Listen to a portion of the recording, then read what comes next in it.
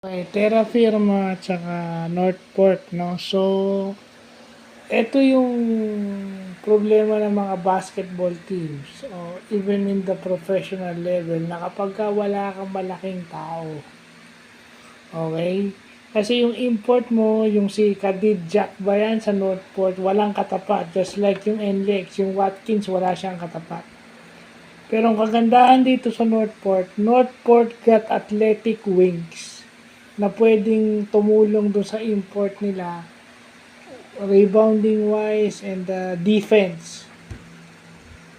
Will Navarro can intercept passing lanes, layup. Joshua Munson, ganun din. Arvin Tolentino, given. Pero, yun na nga yung lagi ko sinasabi, no? Sana makita pa rin natin yung depensa ni Arvin Tolentino more evidently this conference o this tournament. Kasi makikita mo naman, di ba? Yung opensa niya, hindi naman nawawala. Consistent siya offensively. Pwede na lang kung nababantayan talaga siya ng maigi. And then, sa side ng Terra Firma, nakita na natin yung tulong ni Vic Manuel. O, yun. Lumabas yung dating Vic Manuel. No, nakascore ng 21 points si Vic Manuel. Sa Terra Firma, alam natin, kate-trade lang niya galing sa San Miguel. O, yun na yun. May tulong offensively, may post threat, another offensive threat. Kaso ang problema, defense. Di ba? Dahil nag-help, open yung mga shooter ng Northport. Walang rim protection, dumadrive yung mga player ng Northport. No? Umiscore naman yung Terra Firma, in fairness. Nandun naman sila. Kaso talagang wala lang silang pandepensa talaga, walang malaki. Yung import nila, I think, kailangan ng palitan. Dahil nagkaroon daw ng box passer, biglang umalis. Nag-walk out.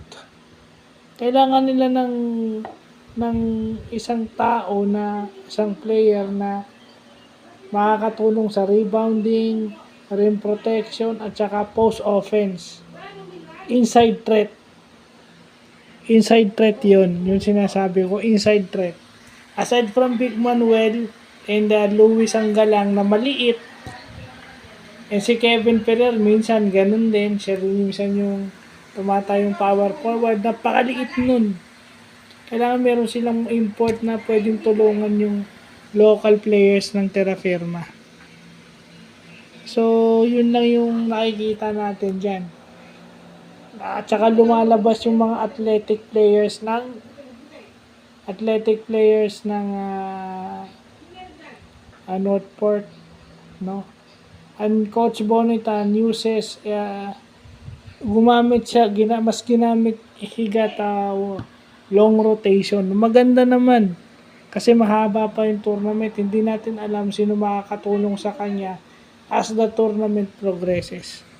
So, yun lang po.